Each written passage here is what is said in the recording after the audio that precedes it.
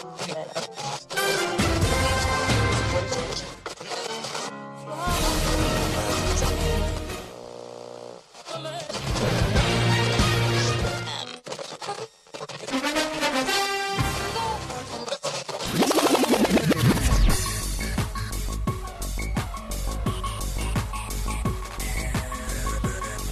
your headphones and pour your favorite beverage.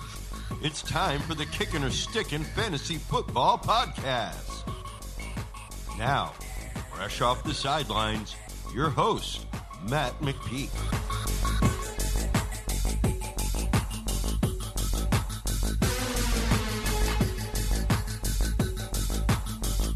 Fantasy freaks and geeks, what is up? Welcome to the AFC free agency recap episode of the Kickin' or Stickin' Fantasy Football Podcast. Thank you for tuning in. Hope everybody's staying safe out there. Getting plenty of stuff in the news about the coronavirus, so I'm not even going to mention it on this podcast. We're just going to run through each of the AFC teams, look at what each team has done in free agency, what players those teams have lost, what players the teams have gained, and see how each team has set themselves up for this upcoming draft, which thankfully the league has said they are not going to push back. They're not going to delay it. They're going to keep on going the way it is. Obviously, certain aspects of the draft are going to be a little different. People aren't going to be allowed to be at the draft. There's no fans. I think I still saw that they're going to invite a small number of players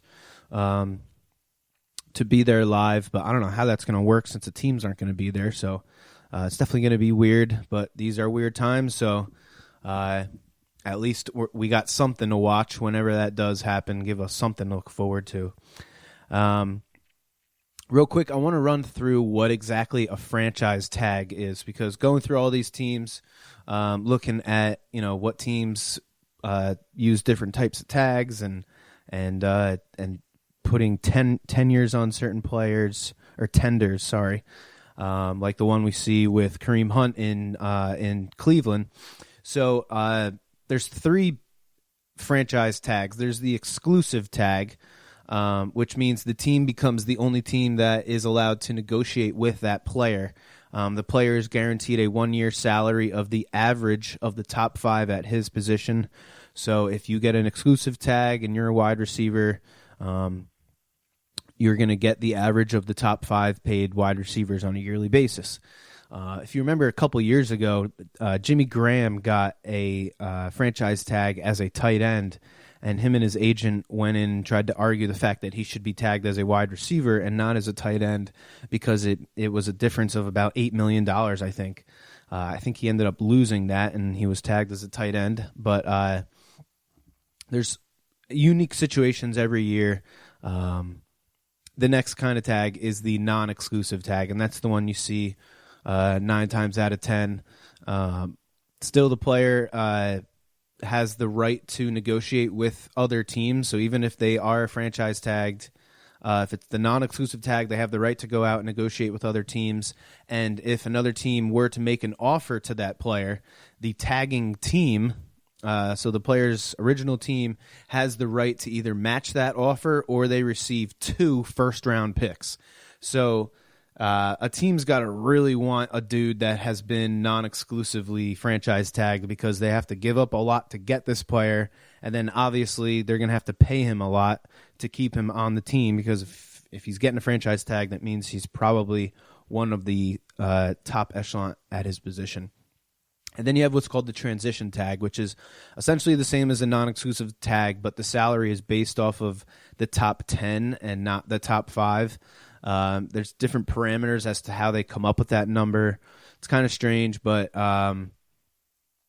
it was used this year in the case of the Arizona Cardinals, which we'll get into in next week's episode when we go through all the NFC team free agency situations. But so those are the 3 types of franchise tags. I think there was about 10 or 12 teams that used a franchise tag this year. Not every team used one. You don't have to. So as I go through all the teams, I'll be mentioning guys that were tagged, and basically I just wanted to make sure everybody is aware of what a franchise tag means. You probably hear it all the time in the news. So there's your little NFL lingo lesson there for the day. All right, so let's start with the AFC West, where the defending Super Bowl champion Kansas City Chiefs reside. The Chiefs decided to use their franchise tag on a defensive tackle, Chris Jones, after his 9-sack season last year. Then they went out and they re-signed quarterback Chad Henne and wide receiver Demarcus Robinson. So it looks like they're going to have that core of 3 wide receivers coming back between Tyreek Hill and his name is escaping me right now, the rookie from last year. But Demarcus Robinson rounds that out. He got a 1-year, $2.3 million deal. They also kept running back Damian Williams by picking up the option on his deal for another $2.3 million. They brought in cornerback Antonio Hamilton, who's been a standout gunner on punt coverage and will probably contribute on special teams. I don't know if they're really going to count on him to be a starting corner on the team, but definitely he's going to help out a lot on special teams. Then they also went out and signed ex-FL quarterback Jordan Tiamu to compete with Chad Henne for the backup quarterback spot. This signing kind of went under the radar because of PJ Walker getting signed by the Panthers, which again we'll get into next week. But I think that's an awesome move. You're going to get a really competitive guy and a guy that showed that he can play in his 5 games as the XFL. If you go back and listen to my XFL recap episode last week, you'll hear what I really had to say about Jordan Tiamu. I won't get into it again. Key losses for the Kansas City Chiefs. You're looking at Kendall Fuller, one of their better corners last year, and Brashad Breeland is still a free agent, hasn't signed yet. Defensive end Emmanuel Ogbah left. Kansas City is obviously saving money for the Mahomes deal that is going to be a blockbuster and they're obviously content with just continue to build the team through the draft. They've been doing a great job over the past couple of years. So why break it if it ain't broken? So, all right, looking at the Denver Broncos, they decided to franchise safety Justin Simmons. They re-signed defensive tackle Shelby Harris, and they brought in tight end Nick Vannett and guard Graham Glasgow. But the big signing was them taking running back Melvin Gordon from the Chargers, gave him a 2-year, $16 million deal. They've been active on the trade market as well, dishing out a 4th-round pick to the Jaguars for cornerback A.J. Boye. To me, they got a deal and a half in that 4th-round pick for this dude. And they gave up a 7th-round pick to Tennessee for defensive tackle Jarrell Casey. To me, another steal. The losses for the Broncos, center Connor McGovern went to the Jets. Cornerback Chris Harris, been on that team for a long time. He went over to the Chargers. And defensive end Derek Wolfe, he signed, where did he go? I forget where he went. But I doubt Denver paid all that money just to split carries between Gordon, Lindsey, and Freeman. But we'll see if Freeman really even makes the team. The Broncos should have a pretty damn good defensive line with Harris and Casey in the middle, plus Miller and Chubb on the ends if Chubb can get healthy. All right, the team that's moving, Las Vegas Raiders. They're the only players that Vegas re-signed are outside linebacker Kyle Wilber and running back Rod Smith, who I didn't even know he was on the team, to be honest. But they were aggressive in free agency. Veterans wide receiver Nelson Aguilar, tight end Jason Witten, cornerback Eli Apple, defensive tackle Malik Collins, all signed 1-year deals. They also signed 4 new starters on defense with safety Jeff Heath, defensive end Carl Nassib, linebackers Nick Kwiatkowski and Corey Littleton. And they signed quarterback Marcus Mariota to back up Derek Carr. So they were definitely pretty active. Their key losses outside linebacker Tyree Whitehead to Carolina, strong safety Carl Joseph to Cleveland, corner Daryl Worley is still a free agent. John Gruden and Mike Mayock continue to purge this roster, and just like last year, they went out and signed a bunch of veterans to fill those roster spots. Last year's draft produced 7 starters, and this year they have another 7 picks, 5 of those in the first 91 overall picks, 91 overall picks, 5 picks in the first top 100, essentially, including 2 first-round picks. So they are locked and loaded, ready to do some work in the draft. And lastly, for the AFC West, we got the Los Angeles Chargers. They decided to franchise tag Hunter Henry, and they traded away left tackle Russell Okung to the Redskins for guard Trey Turner. They signed tackle Brian Bulaga and extended running back Austin Eckler on offense, and then they gave 2-year deals to defensive tackle Lindell Joseph and cornerbacks Chris Harris, two really good players, in my opinion. They're big losses, and there's a lot of them. Obviously, Phillip Rivers at quarterback went to Indy. Like I just mentioned, running back Melvin Gordon went to Denver. Wide receiver Travis Benjamin went to San Francisco. And fullback Derek Watt went to join his brother in Pittsburgh. They all walk out on offense. They also let veteran safety Adrian Phillips and linebacker Thomas Davis leave. So they've got quite a few guys, quite a few roster spots to fill. They also have a lot to work to do in the draft. But with Chris Harris and a healthy Derwin James, Casey Hayward, Desmond King, the Chargers have by far one of the best secondaries in the league if everybody can stay healthy. Moving on to the AFC North, we got the Baltimore Ravens. They used the franchise tag on edge rusher Matt Judon, and they re-signed cornerback Jimmy Smith, defensive end Jaheed War, and they're trying to sign their center, Matt Skura. I'm not sure if that has happened yet. They also signed defensive lineman Derek Wolfe. That's where Wolfe went. And they traded a 2020 fifth-round pick to the Jags for defensive end Calais Campbell. So they definitely ramped up their defensive line for sure. Their key losses, Michael Pierce to Minnesota, Patrick Mwansu to the Jets, and Josh Bynes to Cincinnati. Baltimore focused on fixing their run defense so far this offseason. We'll see how they look to complement Lamar Jackson again this draft. You know, last year we saw them bring in Hollywood Brown to run those deep routes for him. So we'll see what they can get him this year. The Pittsburgh Steelers, they used their franchise tag on an edge rusher as well, Bud Dupree, and they traded away a 2020 fifth-round pick to the Baltimore Ravens, of all teams, for a seventh-round pick and defensive tackle Chris Wormley. They added to their offense with tight end Eric Ebron and fullback Derek Watt. The key losses for them, Nick Navette to Denver and cornerback Artie Burns to Chicago.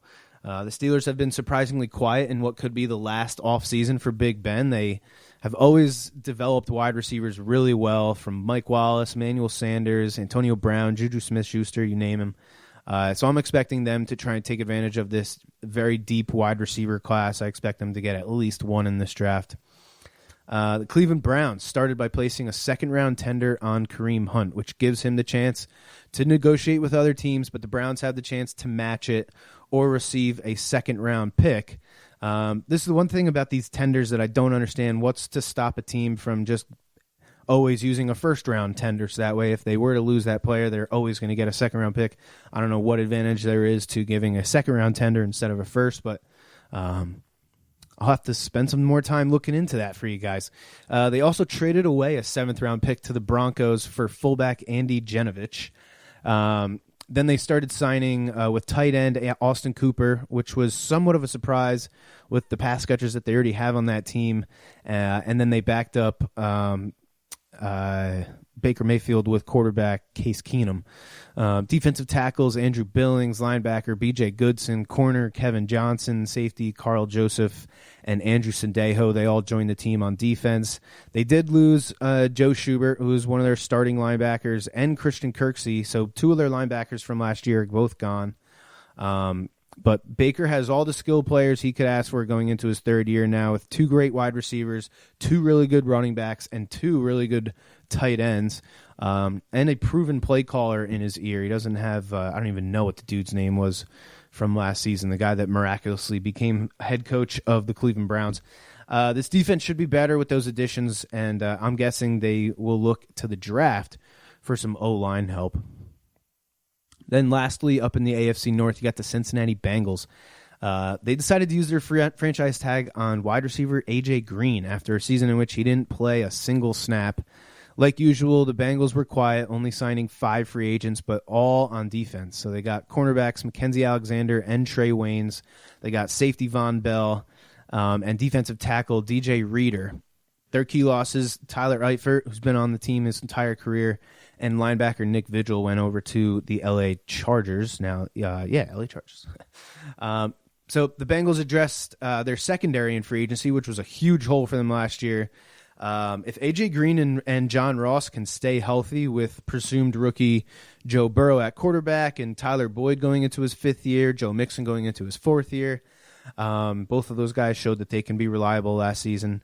I think the Bengals could have one of the most underrated offenses in football if, like I said, if everybody can stay healthy. That's as good of a set of 3 wide receivers, or at least 3 defined roles, 3 wide receivers that are good at what they can do, and a running back that has just been waiting for an entire, for them to build a team that he's not the focal point every play. So I'm excited about that offense. Hopefully everybody can come back healthy.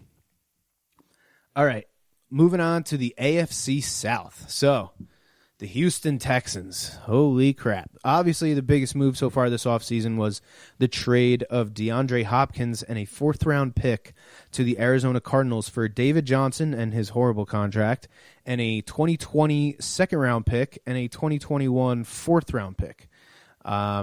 This could possibly go down as one of the worst trades ever, a trade that makes no sense, whether you look at it from a salary cap point of view, trade capital point of view, the notion of trying to keep the best players in the league on your team and not trading them away. I don't get it. Then they went and signed 30-year-old wide receiver Randall Cobb to a big 3-year deal at $9 million a year, and re-signed tight end Darren Fells and kicker Kiami Fairbairn. They brought in 5 defensive backs to try and shore up their secondary: Jalen Wilkins, Phillip Gaines, Vernon Hargraves, Eric Murray, Bradley Roby. The Texans so far have only re-signed one of their free agents, tackle Roderick Johnson.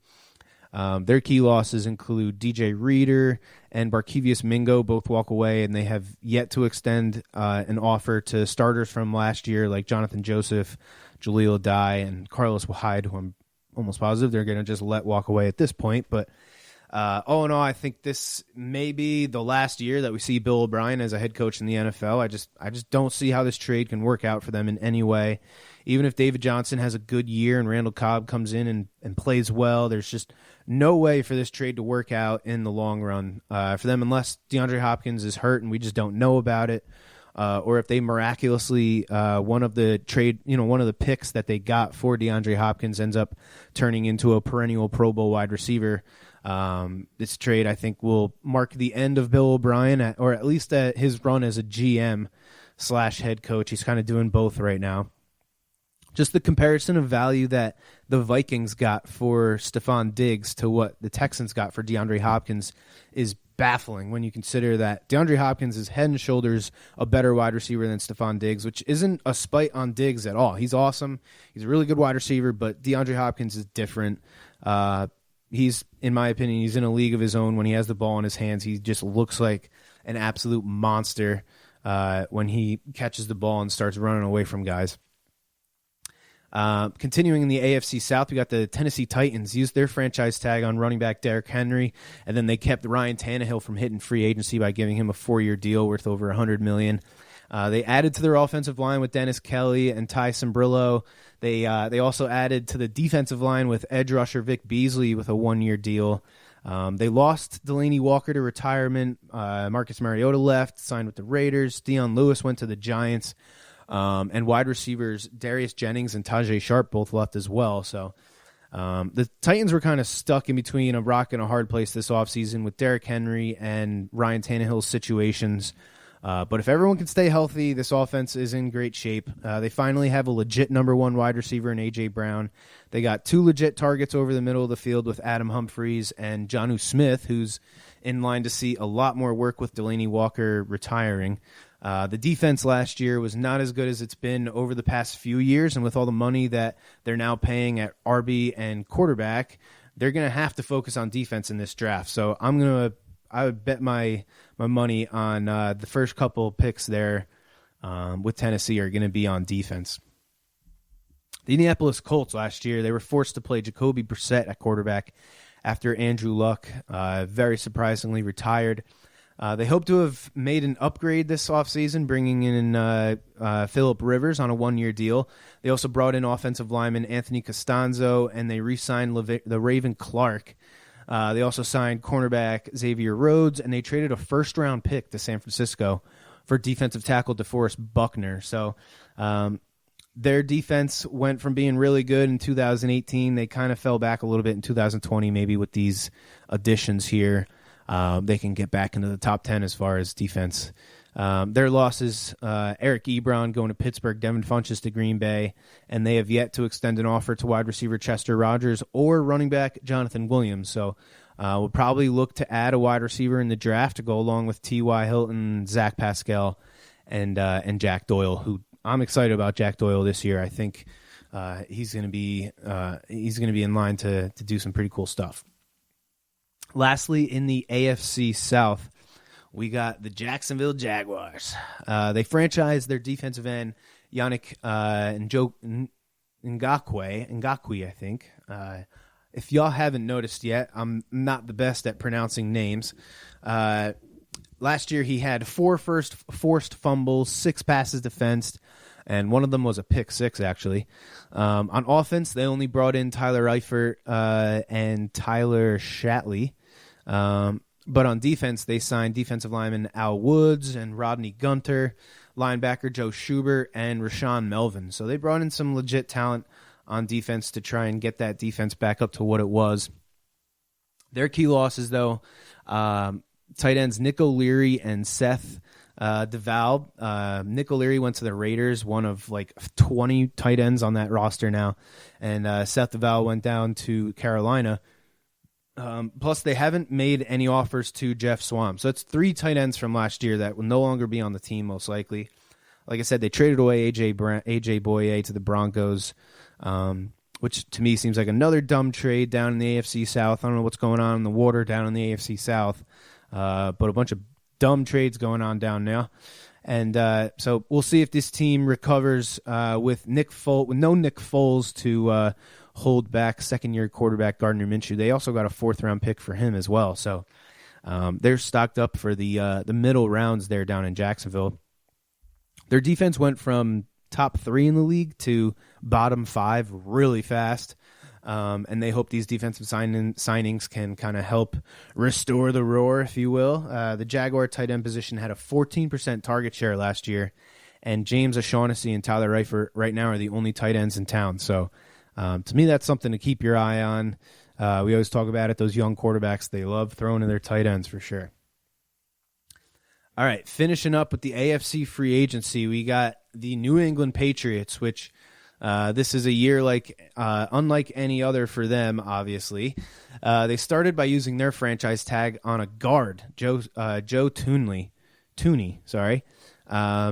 Don't really see that all that often, but they obviously like him a lot. They want to build that offensive line from the inside out. They extended special teams captain Matthew Slater, and they traded away defensive back Duron Harmon and a 2020 7th-round pick for a 2020 5th-round pick. They also re-signed safety Devin McCourty. They gave quarterback Ryan Hoyer a 1-year deal, and they also signed safety Adrian Phillips and wide receiver Demir Bird. Their key losses, obviously, you got to start with Tom Brady, who's getting all the hype, goes down there to Tampa Bay. It's going to be the first time in a long time for people like me who's a Jets fan and Bills fans and Dolphins fans out there that, you know, our team actually has a chance to win the division. I think only the Dolphins were the only team to win the division besides the Patriots ever since Tom Brady came into play out here. So that's exciting.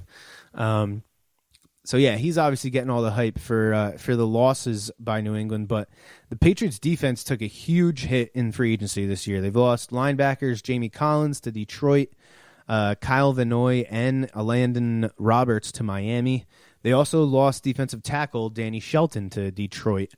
The Pats are in a super unique situation with Brady leaving, but they're in position to get great value on whoever they end up as their starting quarterback. With Jameis Winston, Cam Newton, and Andy Dalton all available in free agency right now, I don't think anybody's even made offers to these guys. Bill Belichick will be able to get his pick of the litter, and he's going to get his quarterback for cheap. So I think he'll have something to prove, that he doesn't really need Brady to go out and win football games. This team is pretty much devoid of talent at wide receiver once you get past Julian Edelman. I know they drafted in the first round N'Keal Harry last year, so we'll see what he can do in his second year. So it's definitely going to be fun to see what kind of offense this New England Patriots team ends up going into training camp with. A lot of unknowns there for sure. All right, the Buffalo Bills. Nobody circles the wagons like the Buffalo Bills. They made a big splash when they traded away a 2020 first-round pick, a fifth-round pick, a sixth-round pick, and a 2021 fourth-round pick to the Minnesota Vikings for wide receiver Stephon Diggs and a 2020 seventh-round pick. So all in all, 4 picks and Stephon Diggs. 4 picks for Stephon Diggs and a 7th-rounder. Last year, they went out and got Josh Allen, some wide receivers, John Brown and Cole Beasley. This year, they add Stephon Diggs. Like a lot of teams, the Bills made a bunch of additions on defense, starting with edge rusher Mario Addison, defensive end Quentin Jefferson, and defensive tackle Vernon Butler. They also signed a pair of veteran cornerbacks in Josh Norman and E.J. Gaines. Their biggest losses, they didn't really have too many, to be honest. Besides Shaq Lawson and Frank Gore, who hasn't gotten any offers yet, I really hope it stays that way for at least for Devin Singletary's sake. The Bills look in position to take the division coming off of their first playoff berth in years last season. The trade for Diggs says, to me at least, that they're trying to give Josh Allen everything he could possibly need. If you're going to go for it and make a big trade like this, you might as well do it while your quarterback is on a rookie deal and you have some extra salary cap to play around with. And, obviously going into a draft every year, if you have your quarterback in place, you are just at such an advantage to every other team that doesn't have their quarterback in place, because you can draft guys that fit into the scheme and fit into the skill set of that quarterback. And that's what they're doing up there in Buffalo for sure. They're getting guys that fit what the Bills are trying to do on offense. This is definitely going to be a really telling year for that 2018 quarterback draft class. Lamar Jackson, who went last out of the 5 first-round quarterbacks, has an MVP to his name. On the other side of the token, Josh Rosen has kind of fallen into backup duty down in Miami. But Josh Allen, Baker Mayfield, and Sam Darnold all have a lot to prove this coming year. Speaking of Sam Darnold, the New York Jets, they began free agency by re-signing cornerback Brian Poole, who was really the only guy to stand out in the secondary besides Jamal Adams last year. They continued to add to defense with edge rusher Pierre Desir and linebacker Patrick Onwuasor. That's 2 years in a row that they have taken a linebacker away from Baltimore. They gave a 1-year deal to wide receiver Brashad Perriman. The Jets really made moves at the offensive line, though. That's what they spent the money on this offseason, bringing in 5 offensive linemen. So George Fant from Seattle, Connor McGovern from Denver, Greg Ronton from Carolina, Josh Andrews from Indianapolis, and they re-signed Alex Lewis. They will be almost completely turning over the offensive line from last year, with them losing tackle Brandon Shell to Seattle, tackle Brent Qualve to Houston, plus Ryan Khalil went back into retirement, and they haven't made an offer to Kelvin Beachum. They also lost Robbie Anderson, which is why they went out and got Brashad Perriman. Yes, the Jets' offensive line was bad last year, but I don't know if this is really the way to rebuild an offensive line, especially in a year with as many good tackles as the draft apparently has this year. They did nothing to improve the defensive line, which was actually a bigger hole than the offensive line last year. So they're going to have to hit on a good portion of their draft picks this season, or this upcoming draft, and I think they're going to have to go out and get one of these wide receivers. To go into the season with Brashad Perriman and Jamison Crowder as your 1 and 2 receivers, to me is not very good. All right, last but not least, you got the Miami Dolphins, who for the first 10 weeks of the season or so were tanking for Tua. But they have been one of the most active teams in free agency this offseason. On offense, they added offensive linemen Eric Flowers and Ted Karras, and running back Jordan Howard.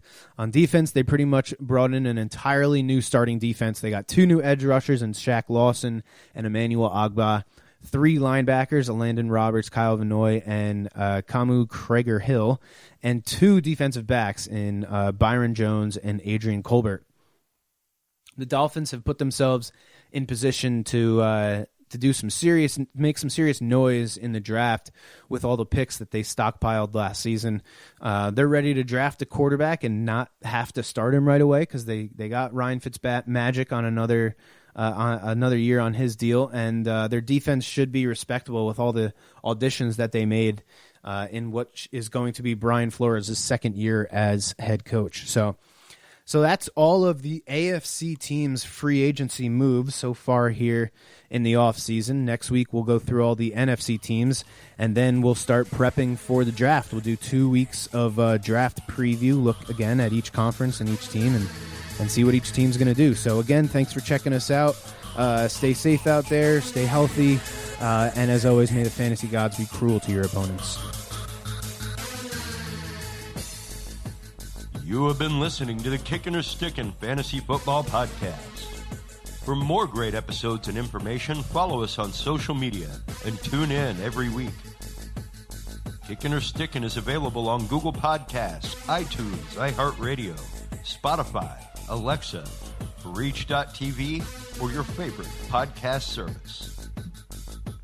Kickin' or Stickin' is a proud member of the HC Universal Network family of podcasts.